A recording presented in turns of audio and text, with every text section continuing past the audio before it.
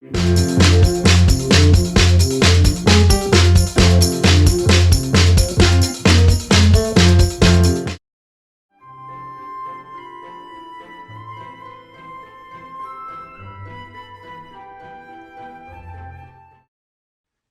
had brought food, and it was spread out on a long table between the house and the barn. I had brought 2 large roaster chickens, cooked accidentally unclean, while I was listening to Michael Jackson on my iPod. But the chickens looked okay, I thought, hanging off the bone a bit, but otherwise fine, even if not as fine as when they had started and had been Amish and air-chilled in a fortune. When I had bought them the day before at Whole Foods and gasped at the total on my receipt, the cashier had said, "Yes, some people know how to shop here, and some people don't." $33.33, I said. "Perhaps that's good luck." "Yep, it's about as lucky as 2 dead birds get to be," said the cashier. "Is there a priest or anything? Will the marriage be legal?" I said now to Ian. Ian smiled and shrugged. "They're going to say, 'you do,' and the other one says, 'I do,' double indemnity." I put his lemonade down on a nearby table and gave him a soft chuck on the shoulder. We both looked across the yard at Hank, who was wearing a tie made of small yellow pop beads that formed themselves into the shape of an ear of corn. It had ingeniousness and tackiness both, like so much else created by people. "That's a lot of dues." "I know, but I'm not making a beeline for the jokes," said Ian. "The jokes?" I asked. "The doozy one, the doo-doo one. I'm not going to make any of them," he said. "Why should you make jokes? It's not like you're the best man." Ian looked down and twisted his mouth a little. "Oh, dear, you are?" I said. I squinted at him. When young, I had practiced doing the upside-down wink of a bird. "Don't ask," he said. "Hey, look." I put my arm around him. "George Harrison did it, and no one thought twice. Or, well, no one thought more than twice."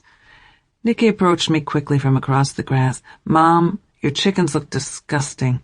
It's like they were hit by a truck." The wedding party had started to line up, except Ian, who had to play. They were going to get this ceremony over with quickly before the storm clouds to the west drifted near and made things worse. The bridesmaids began stepping first, a short trajectory from the canopy to the rose bushes where the I do's would be said. Ian played Here Comes the Bride. The bridesmaids were in pastels, one the light peach of baby aspirin, one the seafoam green of low-dose clonazepam, the other the pale daffodil of the next lowest dose of clonazepam. What a good idea to have the look of Big Pharma at your wedding. Why hadn't I thought of that? Why hadn't I thought of that until now? "I take thee, dear Maria." They were uttering these promises themselves, just as Ian said they would. Hank said, "I do," and Maria said, "You do," then vice versa. At least Maria had taken off her sunglasses. "Young people," I tried not to say out loud with a sigh. Time went slowly, then stood still, then became undetectable, so who knew how long all this was taking? A loud noise, like mechanized thunder, was coming from the highway. Strangely, it was not a storm. A group of motorcyclists boomed up the road, and instead of roaring by us, slowed, then turned right in at the driveway, a dozen of them, all on Harleys. I really didn't know motorcycles, but I knew that every biker from Platteville to Manitowoc owned a Harley. That was just a regional fact. They switched off their engines. None of the riders wore a helmet. They wore bandanas, except for the leader, who wore a football helmet with some plush puppy ears which had been snipped from some child's stuffed animal, then glued on either side. He took out a handgun and fired it 3 times into the air. Several guests screamed. I could make no sound at all. The biker with the gun and the puppy ears began to shout, "I have a firearms license, and those were blanks, and this is self-defense because our group here has an easement that extends just this far into this driveway. Also, we were abused as children and as adults, and moreover, we've been eating a hell of a lot of Twinkies. Also, we are actually very peaceful people. We just know that life can get quite startling in its switches of channels, that there's a river and sea figure of speech as well as a TV one. which is why, as life moves rudely past, you have to give it room. We understand that. An occasion like this means no more forks in the road. All mistakes are behind you, and that means it's no longer really possible to make one, not a big one. You already done that. I need to speak first here to the bride. He looked around, but no one moved. He cleared his throat a bit. The errors a person already made can step forward and announce themselves, and then freeze themselves into a charming little sculpture garden that can no longer hurt you, like a cemetery. And like a cemetery, it is the kind of freedom that is the opposite of free. He looked in a puzzled way across the property toward Maria. It's the flickering quantum zone of gun and none, got and not. He shifted uncomfortably, as if the phrase flickering quantum zone had taken a lot out of him. As I said, now I need to speak to the bride. Would that be you? Maria shouted at him in Portuguese. Her bridesmaids joined in. What are they saying? I murmured to Nicky. I forgot all my Portuguese, she said. My whole childhood I only remember Maria saying good job to everything I did, so now I think of that as Portuguese. Yes, I murmured, so do I. Good job, Nicky shouted belligerently at the biker. Good job being an asshole and interrupting a wedding. Nicky, leave this to the grown-ups, I whispered. But the guests just stood there, paralyzed, except Ian, who seemingly very far off on the horizon, slowly stood, placing his guitar on the ground. He then took his white, collapsible chair in both hands and raised it over his head. Are you Caitlin? The puppy-eared biker continued to address Maria, and she continued to curse, waving her sprigs of mint and spirea at him. Irambora babaka. She gave him the finger, and when Hank tried to calm her, she gave Hank the finger. Forasi! The cyclist looked around with an expression that suggested he believed he might have the wrong country wedding. He took out his cell phone, took off his helmet, pressed someone on speed dial, then turned to speak into it. Yo, Joe, I don't think you gave me the right address. Yeah, no. You don't get it. This ain't Caitlin's place. What?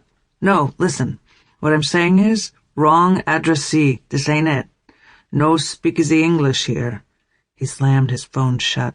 He put his helmet back on, but Ian was trotting slowly toward him, with the chair over his head, crying the yelping cry of anyone who was trying to be a hero at his ex-wife's wedding. Sorry, people, the biker said. He gave the approaching Ian only a quick, unfazed double take. He flicked one of his puppy ears at him and hurried to straddle his bike. Wrong address, everybody. Then his whole too-stoned-to-be-menacing gang started up the engines and rode away in a roar, kicking up dust from the driveway gravel. It was a relief to see them go. Ian continued to run down the road after them, howling, chair overhead, though the motorcycles were quickly out of sight. Should we follow Ian? Asked Nicky. Someone near us was phoning the police. Let Ian get it out of his system, I said. Yeah, she said, and now made a beeline for Maria. Good job, I could hear Nicky say to Maria. Good job getting married. And then Nicky threw her arms around her former caretaker and began, hunched and heaving, to weep on her shoulder. I couldn't bear to watch. There was a big black zigzag across my heart. I could hear Maria say, Thank you for coming, Nicky. You and your mother are my heroes. Ian had not returned, and no one had gone looking for him. He would be back in time for the rain.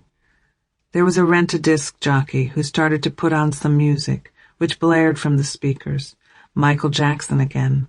Every day there was something new to mourn and something old to celebrate.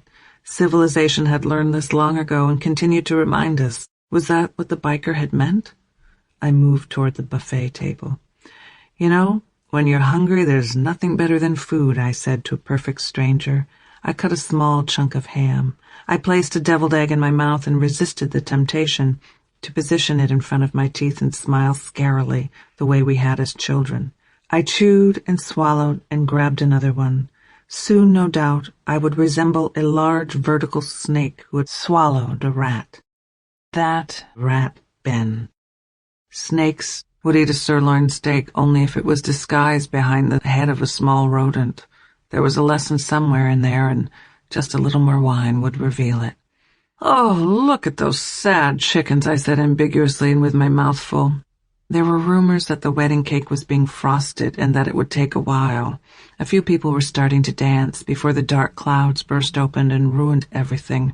Next to the food table was a smaller one, displaying a variety of insect repellents, aerosols and creams, as if it were the vanity corner of a posh ladies' room, except with discreet constellations of gnats. Guests were spraying themselves a little too close to the food, and the smells of citronella and imminent rain combined in the air. The biker was right. You had to unfreeze your feet, take blind steps backward, risk a loss of balance, risk an endless fall, in order to give life room. Was that what he had said? Who knew? People were shaking their bodies to Michael Jackson's Shake Your Body. I wanted this song played at my funeral.